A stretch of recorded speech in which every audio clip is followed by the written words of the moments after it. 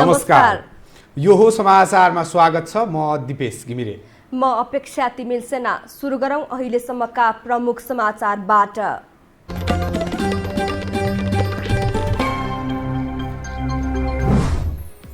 नेपालमा कोरोना संक्रमणले ज्यान गुमाउनेको संख्या 24 पुग्यो। आज मात्रै थपिए 538 संक्रमित। सतर्कता अपनाउन विज्ञको सुझाव। नागरिकता विधेयक सम्बन्धी संसदीय समितिको प्रतिवेदन प्रतिनिधि सभामा पेश। मधेस केन्द्रित दलका नेताहरूको आपत्ति।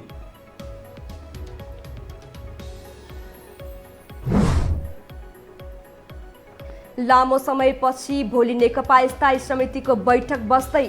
एमसीसी बारेको विवाद टुङ्गो लगाउने एजेन्डा तय।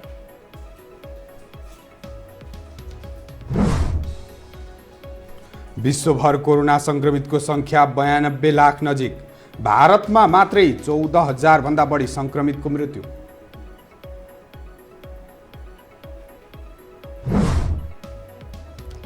र इङ्ग्लिस प्रिमियर लिग फुटबलमा आज 2 खेल हुँदै टोटनह्याम र वेस्ट ह्याम भिड्दै लेस्टर सिटीले ब्राइटनको सामना गर्ने।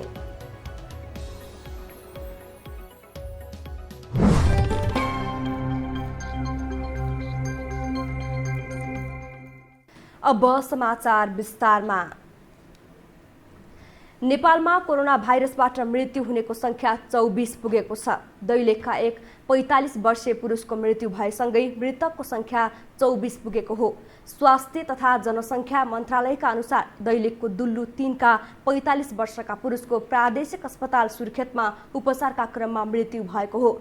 मन्त्रालयका प्रवक्ता डाक्टर जागेश्वर गौतमले आज 538 जना नयाँ कोरोना संक्रमित थपिएसँगै नेपालमा संक्रमितको संख्या 10,079 पुगेको बताउनुभयो। 90 महिला र 448 पुरुष गरी जम्मा 538 जना संक्रमित हुनुभएको छ। आज 76 जना डिस्चार्ज भएका छन्। अहिलेसम्म 2224 जना कोरोना संक्रमित उपचारपछि निको भएर घर फर्किएका छन्। अहिले 7,851 जना संक्रमित उपचारका लागि विभिन्न अस्पतालका आइसोलेसनमा रहेका छन् भने 85,813 जना क्वारेन्टाइनमा रहेका छन्।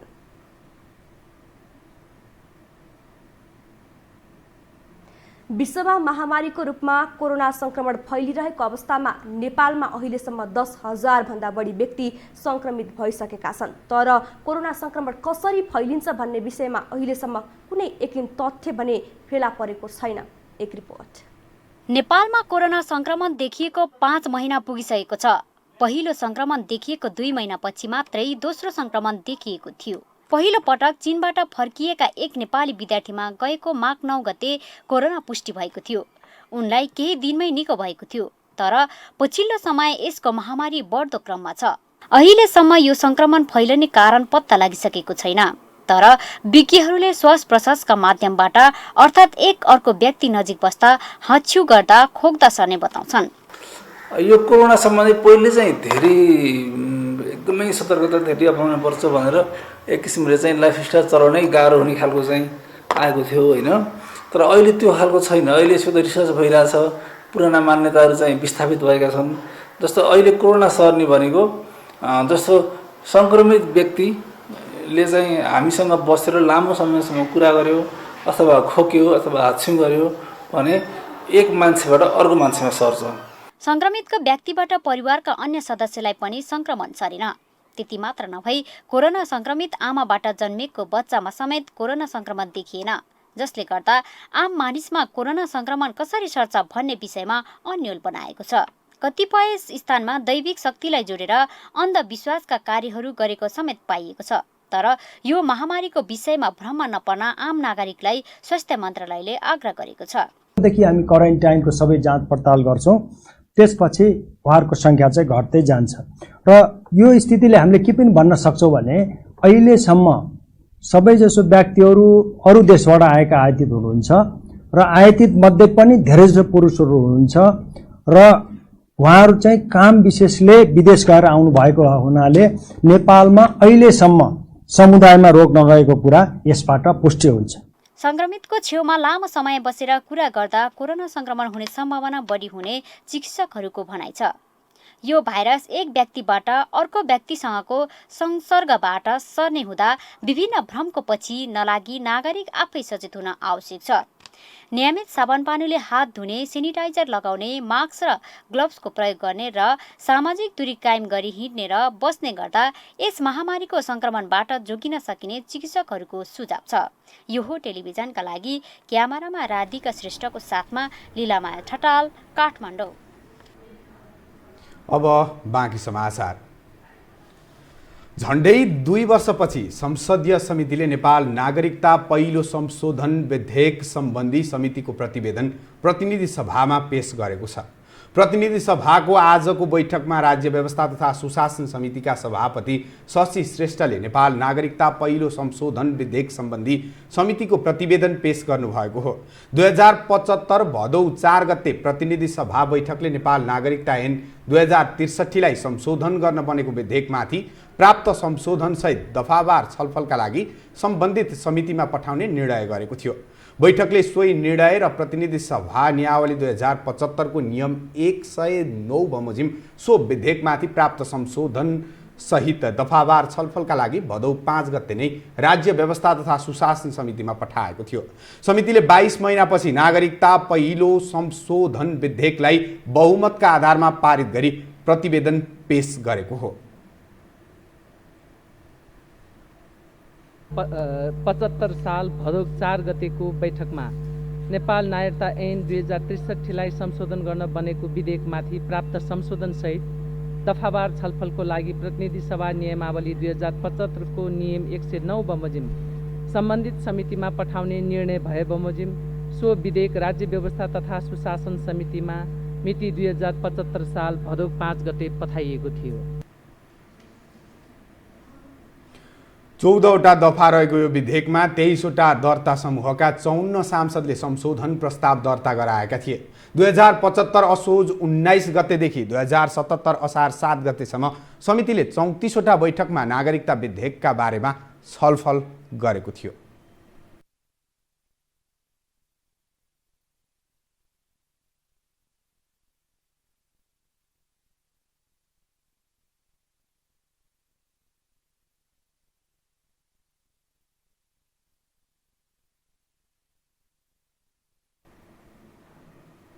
अंगीकृत नागरिकता बारे संसददेखि सडकसम्म बहस चुलिएका बेला हामीलाई जान्न मन लाग्यो नीति निर्माण तहमा कतिजना अंगीकृत नागरिक होलान्।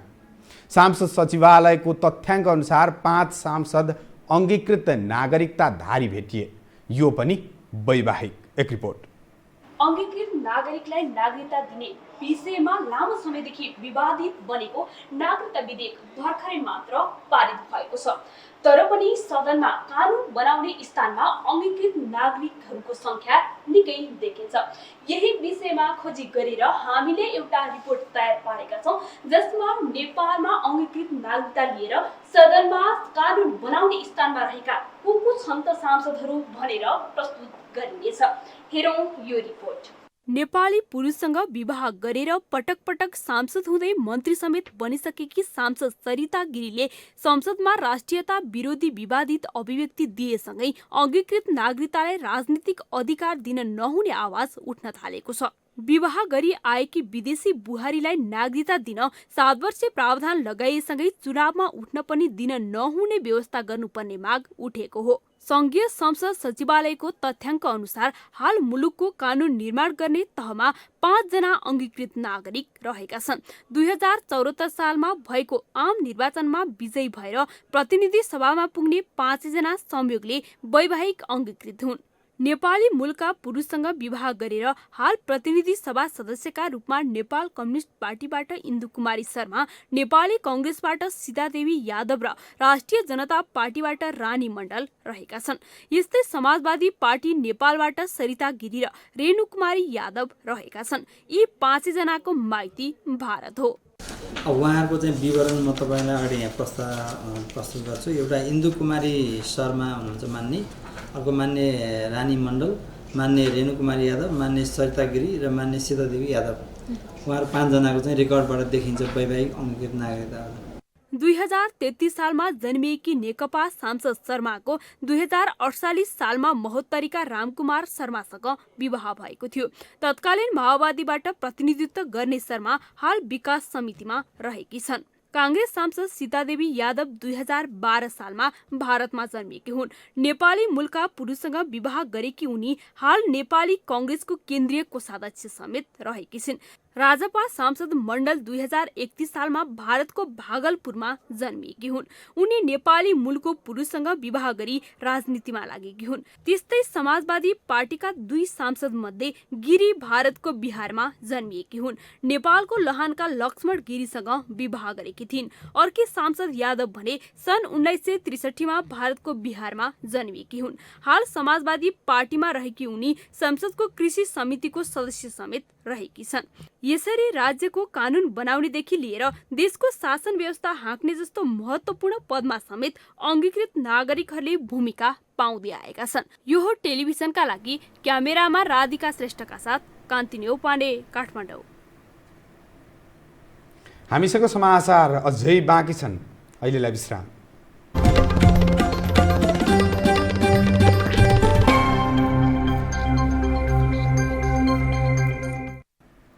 विश्रामपछि स्वागत छ। अब बाँकी समाचार।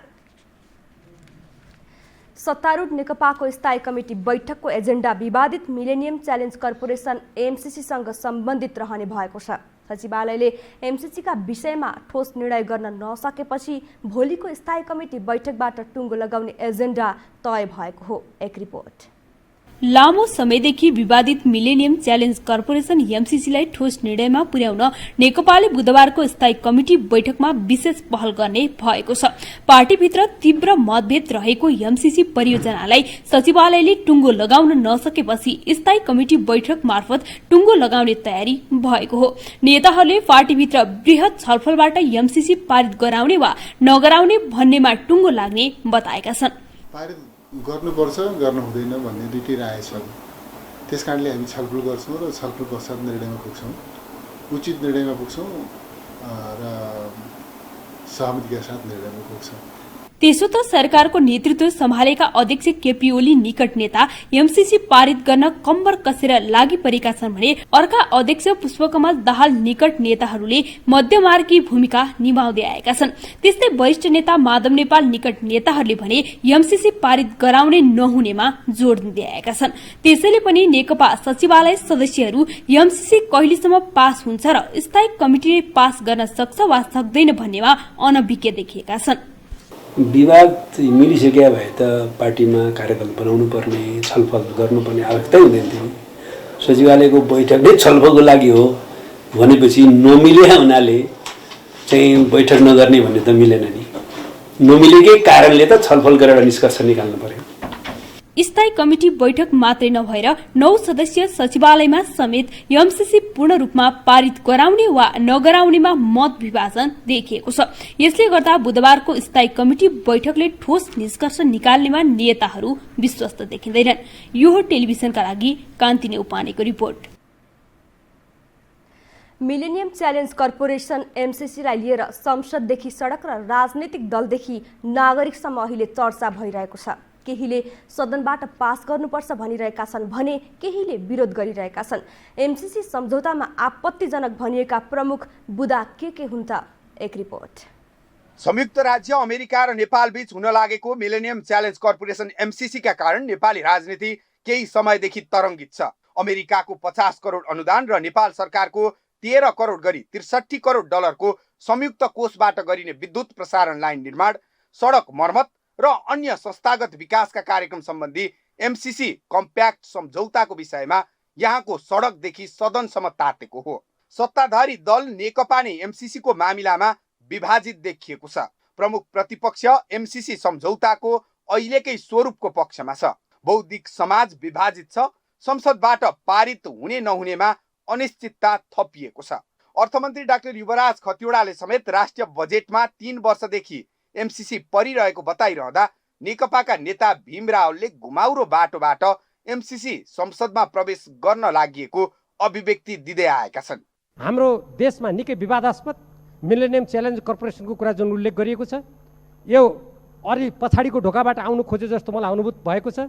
एकजना नेताले यहाँ भन्नुभयो यो पारित गर्नुपर्छ, यसमा छिटो गर्नुपर्छ नेपाली काङ्ग्रेसका नेताले। उहाँले महाकाली सन्धिमा पनि त्यस्तै कुरा गर्नुभएको थियो। आज महाकाली सन्धिको पुनरावलोकन हुनुपर्छ 10-10 वर्षमा भन्ने कुरा भएको थियो, तर त्यसको न पुनरावलोकन भयो न कार्यान्वयन भयो। तर प्रधानमन्त्री ओलीले भने एमसीसी जस्केलाबाट नभई मूल ढोकाबाटै ल्याएर संसदमा प्रवेश गराउने प्रतिक्रिया दिएका छन्। विद्युत उत्पादन डोकामा बोकेर लैजान नसकिने भन्दै घुमाउरो रूपमा एमसीसी पास गर्नै पर्ने उनको आशय छ। ट्रान्समिसन लाइनै नबनाइकन हामी विद्युत कसरी अन्तर्राष्ट्रिय क्षेत्रमा व्यापार गर्ने भनिराखेका छौँ, हामी बङ्गलादेशसँग व्यापार गर्ने भनिराखेका छौँ, व्यापारका बजार खोजिराखेका छौँ विद्युतको। अनि के गर्छौँ हामी, कसरी लिएर जान्छौँ? ट्रकमा त जाँदैन बिजुली, रेलबाट पानी जहाजबाट पनि जाँदैन, ट्रान्समिसनै लाइन चाहिन्छ। त्यसकारण हामी ट्रान्समिसन लाइन बनाउँछौँ। प्रमुख प्रतिपक्षी दल नेपाली काङ्ग्रेस पनि यसको पक्षमा कम्बर कसेर लागेको छ। ऊ यथास्थितिमै संसदबाट पास गर्नुपर्ने पक्षमा उभिएको छ। तर यो सेसनमा चाहिँ नि यो पास हुनु चाहिँ नि आवश्यक छ। यो पास नगर्ने हो भने यसले नराम्रो सन्देश विश्वभरि नै यो चाहिँ नि हाम्रो अहिलेको चाहिँ जो इकोनोमिक वर्ल्ड छ, हाम्रो जो विकास साझेदारहरूको संस्था छ, तिनीहरूलाई पनि नराम्रो मेसेज जान्छ। एमसीसी सम्झौतामा आपत्तिजनक भनिएका प्रमुख बुदा के हुन् त? दफा 7.1 नेपालको कानुन भन्दा एमसीसी सम्झौता माथि रहने। दफा 3.8 नेपालको महालेखा परीक्षकबाट लेखा परीक्षण हुने बाध्यकारी व्यवस्था नभएको। दफा 5.1 एमसीसीले एकपक्षीय रूपमा सम्झौता अन्त्य गर्न सक्ने र सबै दायित्व नेपाल सरकारले लिनुपर्ने। दफा 3.2 ख कार्यान्वयनका लागि गठित निकाय एमसीसी नेपाललाई नेपाल सरकारका तर्फबाट कार्यक्रम सम्बन्धी क्रियाकलापका सम्बन्धमा सम्पूर्ण कार्य गर्ने अख्तियारी। तर अनुसूची 1 मा भएको व्यवस्था अनुसार खटन पटन भने एमसीसी को। दफा 3.2 च मा बौद्धिक सम्पत्तिमा एमसीसी को मात्र एकाधिकार। अनुसूची 5 क मा नेपाल भित्र निर्माण हुने पूर्वाधार आयोजना बारे भारत सरकारले समर्थन गरेको हुनुपर्ने शर्त। अनुसूची 5 ख मा विद्युत नियमन आयोग ऐन बारेको शर्त। अब बाँकी समाचार। नेपालमा विवाह गरी आउने विदेशी महिलाले 7 वर्षपछि मात्रै नागरिकता पाउने व्यवस्था सहितको विधेयक संसदीय समितिबाट पारित भएपछि चिया पसलदेखि संसदसम्मै जुहारी चल्न थालेको छ। पछिल्लो समय सर्वाधिक चर्चाको विषय बनेको नागरिकता विधेयकबारे राष्ट्रिय सभामा नेकपा र काङ्ग्रेस सांसदबीच रोचक सवाल जवाफ चल्यो। एक रिपोर्ट। राज्य व्यवस्था समितिले पारित गरेको नागरिकता विधेयक राष्ट्रिय सभामा छलफलको विषयको केन्द्र बन्न पुगेको छ। संसदीय समितिमा सत्तारूढ दलका सांसदको जोड बलमा पारित भएको विधेयकबारे राष्ट्रिय सभामा सांसदहरू विभाजित भएका छन्। सत्तारूढ दलका सांसदहरूले समर्थन र विपक्षी दलका सांसदहरूले विरोध गरेका छन्। नेकपा र कांग्रेसका सांसदबीचको सवाल जवाफ रोचक थियो। एउटा अवस्था आउँछ जब बिहाबारी अन्त आन्तरिक विवाहबारी हुन्छ, तर तपाईहरू जुन बाइ फोर्स भारतसँगको सम्बन्धलाई कट गर्ने भन्ने मानसिकता पालेर र चिनियाको झोलामा नेपाललाई लैजाने भन्ने मानसिकता पालेर पुरानो आइडियोलोजी क्लासिकल आइडियोलोजीको आधारमा जुन काम गर्दै हुनुहुन्छ त्यसले चाहिँ मलाई यति मात्रै म भन्छु, भोलि राजनीतिक दुर्घटना भयो भने हामीसँगै हामी मिलेरै भोलि जेल जानुपर्ने हुन्छ। भारतसँगको सम्बन्धलाई कट अफ गर्ने भनेर भनिएको छ, चीनको झोलामा नेपाललाई लैजाने भनेर भनिएको छ, मण्डले राष्ट्रवाद समेत पनि भनिएको छ, राजनीतिक दुर्घटना हुनेछ भनेर केही धम्कीको भाषा पनि प्रस्तुत गरिएको छ, मुलुकमा आगो लगाउने काम हो भनेर पनि भनिएको छ। र मलाई लाग्छ यी निराधार तर्कहरू गरिएको छ, गैर राजनीतिक तर्कहरू गरिएको छ। नागरिकता विधेयकको बहसमा नेकपा र कांग्रेसका सांसदहरूले दुई छिमेकी देशसँग जोड्न पनि भ्याए।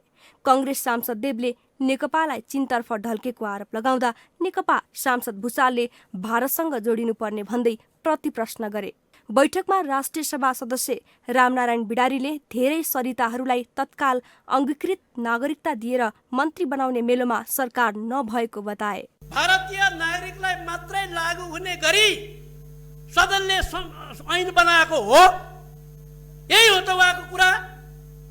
यस्तो होइन, संसारभरबाट नेपालका छिटाहरूले विदेशका छिटीहरू बिहा गर्न सक्छन्, त्यो छुट छ, कसैलाई रोकटोक छैन। सत्तारूढ दल नेकपाका सांसदले नागरिकता विधेयक राष्ट्रको हितमा रहेको दावी गरेका छन् भने कांग्रेससहित विपक्षी दलका सांसदले व्यवहारिक कठिनाई हुनेमा जोड दिँदै आएका छन्।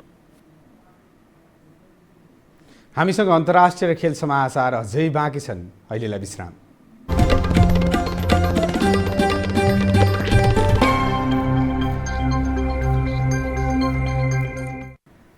विश्रामपछि स्वागत छ। अब अन्तर्राष्ट्रिय समाचार।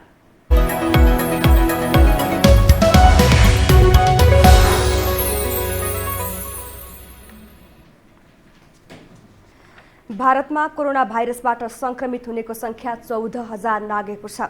भारतको स्वास्थ्य मन्त्रालयका अनुसार अहिलेसम्म कोरोना भाइरसका कारण 14,111 जनाको मृत्यु भएको छ। पछिल्लो 24 घण्टामा मात्र भारतमा कोरोना भाइरसका कारण 312 जनाको मृत्यु भएको छ। भारतमा कोरोना भाइरसबाट संक्रमित हुनेको संख्या पनि 4,40,000 नाघेको छ। अहिलेसम्म भारतमा कोरोना भाइरसबाट संक्रमित हुनेको संख्या 4,40,215 पुगेको छ। विश्वभर कोरोना भाइरस संक्रमितको संख्या 92 लाख नजिक पुगेको छ। संक्रमित मध्ये 4,74,000 भन्दा बढीको मृत्यु भएको छ। अब पालो खेल समाचारको।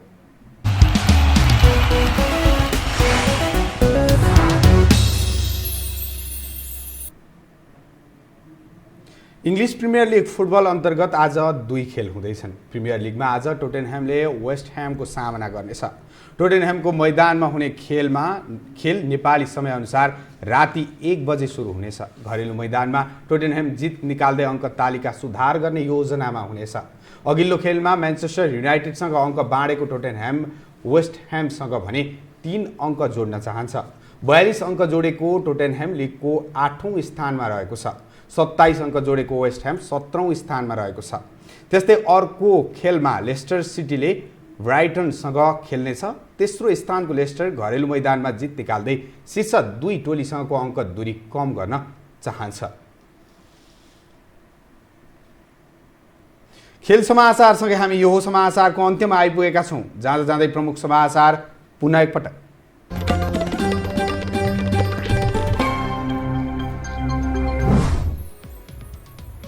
नेपालमा कोरोना संक्रमणले ज्यान गुमाउनेको संख्या 24 पुग्यो।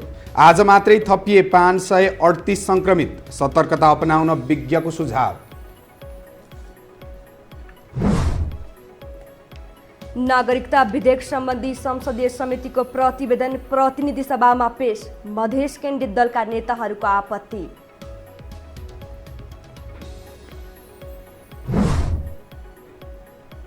लामो समयपछि भोलि नेकपा स्थायी समितिको बैठक बस्दै एमसीसी बारेको विवाद टुङ्गो लगाउने एजेन्डा तय।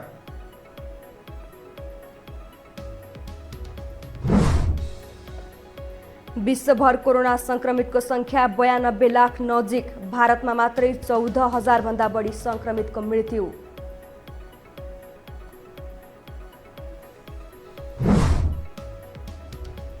र इङ्ग्लिस प्रिमियर लिग फुटबलमा आज 2 खेल हुँदै टोटेनह्याम र वेस्ट ह्याम भेट्दै लेस्टर सिटीले ब्राइटनको सामना गर्ने।